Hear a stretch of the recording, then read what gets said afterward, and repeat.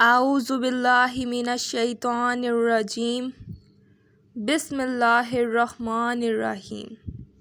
شروع اس پاک پروردگار کے نام سے جو بڑا مہربان نہایت رحم کرنے والا ہے۔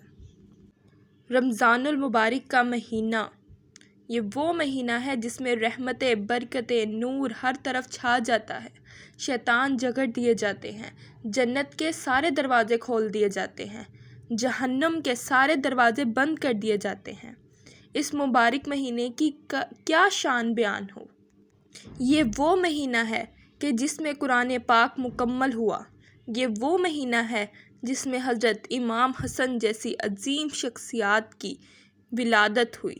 اس مہینے کے مبارک ہونے کا اس سے بڑا ثبوت اور کیا ہو سکتا ہے کہ اس میں سرکار دو عالم، وہ انسان جس کے لیے یہ ساری دنیا بنائی گئی، یہ نور بکھیرے گئے، یہ زمینیں بنائی گئیں، یہ آسمان بنائے گئے، یہ ہر طرف آسمان بکھیرے گئے، نور بکھیرے گئے، ہر درخت پودا آپ صلی اللہ علیہ وسلم کے لیے بنایا گیا۔ اس کے نواسے کی ولادت کا مہینہ ہو، اس سے مبارک اس مہینے میں اور کیا ہو سکتا ہے۔ سبحان اللہ۔ آج میں آپ کو جس کی شان بیان کرنے جا رہی ہوں وہ آپ صلی اللہ علیہ وسلم کا پیارا نواسہ ہے، یعنی حضرت امام حسن کی ولادت کے بارے میں آپ کو بتانے جا رہی ہوں۔ حضرت امام حسن کی ولادت کیا پراسرار طریقے سے ہوئی ہوگی۔ سبحان اللہ۔ آپ کی ولادت 15 رمضان المبارک 3 ہجری بمطابق 1 دسمبر 665 عیسوی میں ہوئی۔ سبحان اللہ۔ عصر کا وقت تھا۔ حضرت بی بی فاطمہ علیہ السلام جا نماز پر بیٹھی عصر کی نماز ادا کر رہی تھیں جب آپ کی ولادت ہوئی۔ کیا وہ پاک وقت تھا۔ جب آپ علیہ السلام کی ولادت ہوئی تو حضرت علی نے یعنی کہ آپ کے والد محترم نے آپ کا نام حرب رکھا۔ اس کی خبر آپ صلی اللہ علیہ وسلم کو ہوئی کہ ان کے گھر ایک نواسے کی تشریف آوری ہوئی ہے، تو آپ صلی اللہ علیہ وسلم فوراً سے اپنی بیٹی فاطمہ کے گھر تشریف لے آئے۔ آپ نے حضرت امام حسن کو اٹھایا اور کہا، ادھر دو، یہ میرا بیٹا ہے، ادھر پکڑاؤ، یہ میرا نواسہ ہے۔ آپ نے پوچھا، اس کا نام کیا رکھا ہے؟ تو عرض کیا گیا، اس کا نام حرب رکھا ہے۔ آپ صلی اللہ علیہ وسلم نے فرمایا، نہیں، اس کا نام حسن ہوگا۔ آپ صلی اللہ علیہ وسلم حضرت امام حسن سے بہت محبت کیا کرتے تھے۔ حضرت امام حسن بھی آپ صلی اللہ علیہ وسلم سے بہت محبت کیا کرتے تھے۔ آپ صلی اللہ علیہ وسلم انہیں اپنے بازو پر سلایا کرتے تھے۔ حضرت امام حسن کو بھی اتنی عادت ہو گئی تھی کہ وہ آپ صلی اللہ علیہ وسلم کے بغیر سویا ہی نہیں کرتے تھے۔ جب بھی سونا ہوتا تو وہ آپ صلی اللہ علیہ وسلم کی گود مبارکہ میں آ کر سوتے۔ آپ صلی اللہ علیہ وسلم کو دونوں شہزادوں سے ہی بہت محبت تھی۔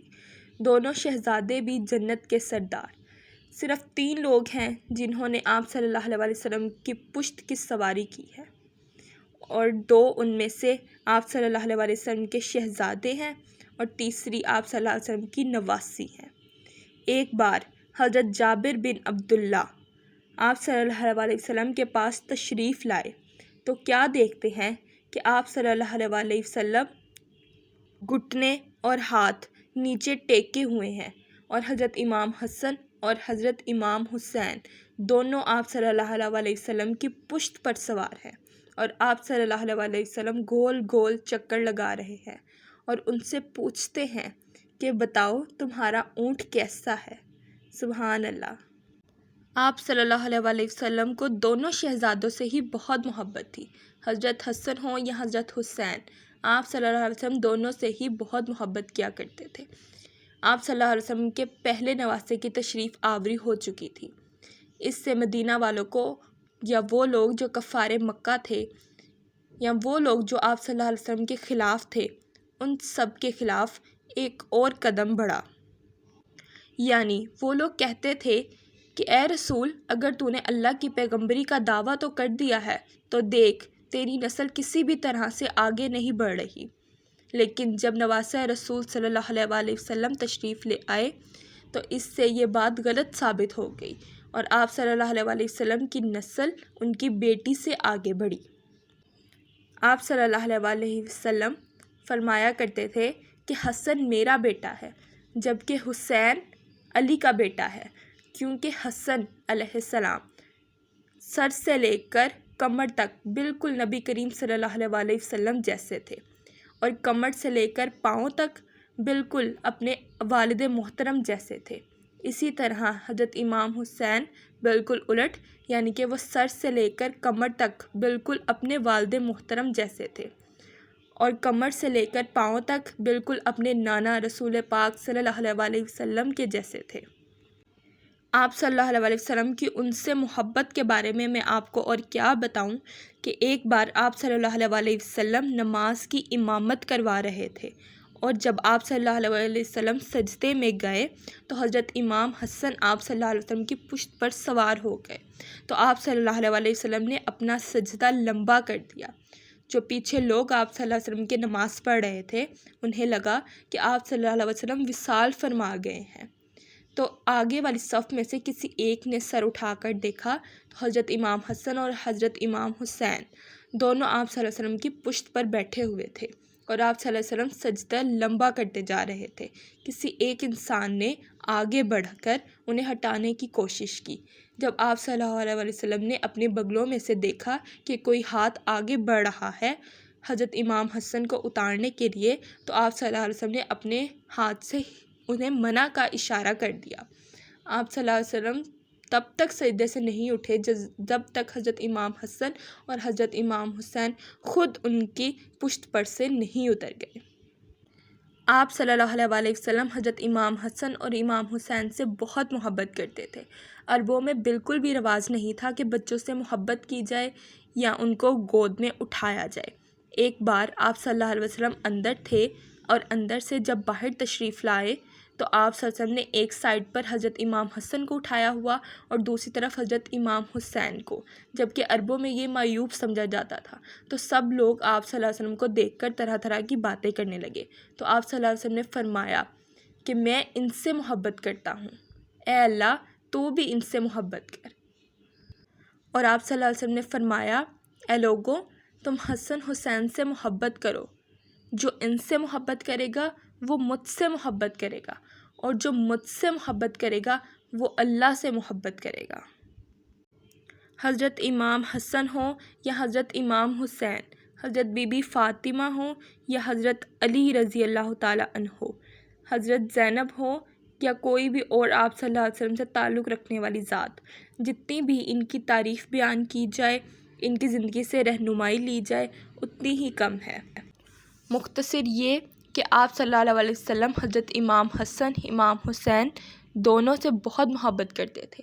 اس طرح آپ صلی اللہ علیہ وسلم نے بچوں سے محبت کرنے کا درس دیا ہے۔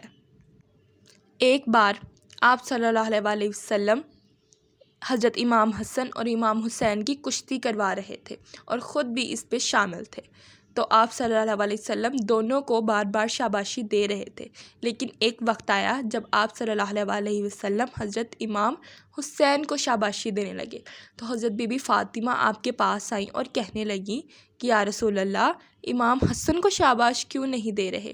تو آپ صلی اللہ علیہ وسلم نے فرمایا میرے پاس جبرائیل کھڑا ہے اور وہ بھی امام حسین کو شاباش دے رہا ہے، اسی لیے میں بھی حضرت امام حسین کو شاباش دے رہا ہوں۔